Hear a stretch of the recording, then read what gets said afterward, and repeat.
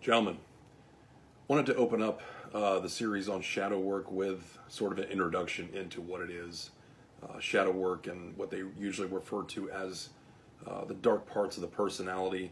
The reason why I wanted to open up this series and really delve into the shadow work is because it really, quite frankly, is probably the most important work you'll do on yourself in your lifetime.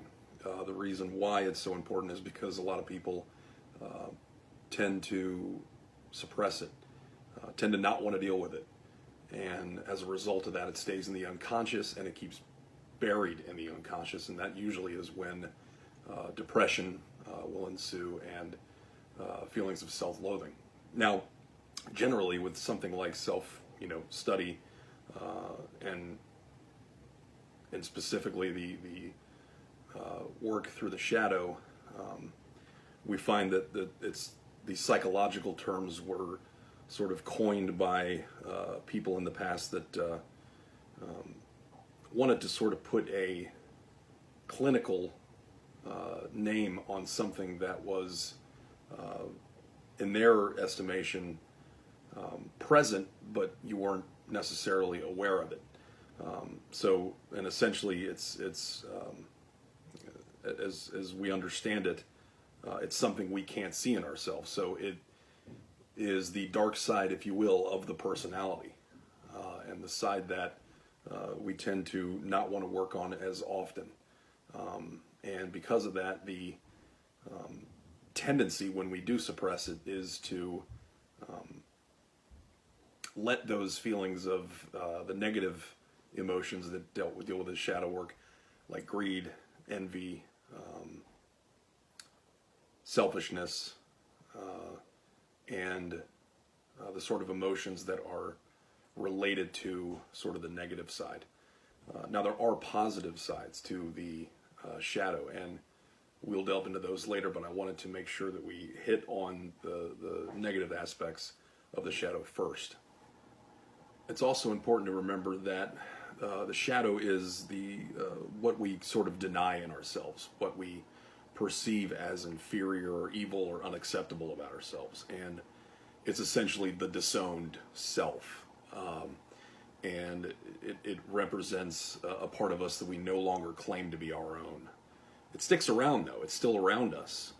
It lingers over top of us. But, to deny it wouldn't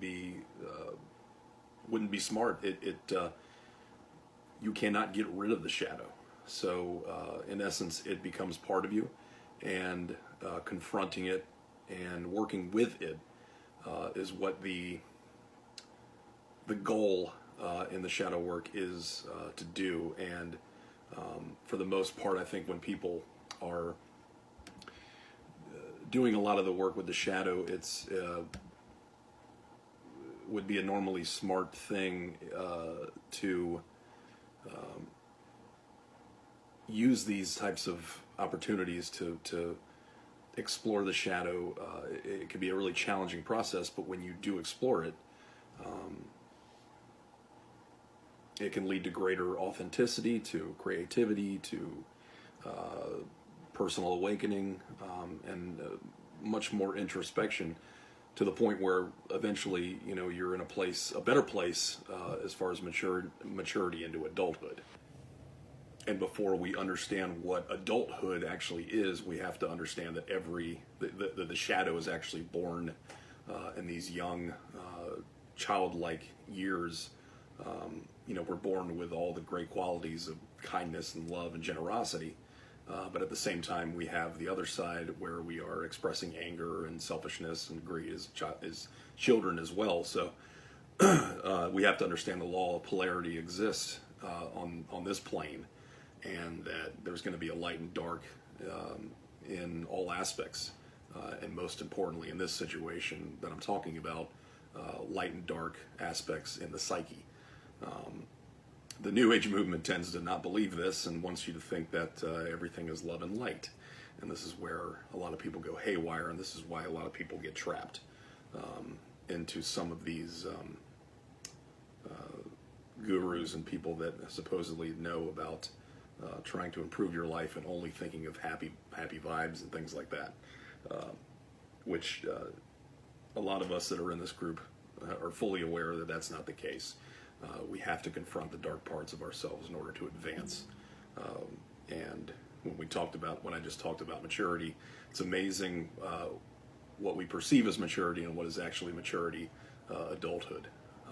So these are things that we have to understand when we grow up. Traits associated with being good are obviously accepted, and the others associated with being bad are rejected. So this will conclude the intro, the first part of the series on shadow work. Next time we'll explore how the shadow actually is developed and how it actually comes about sort of in our childhood experience. I hope everyone's doing well. Have a great night.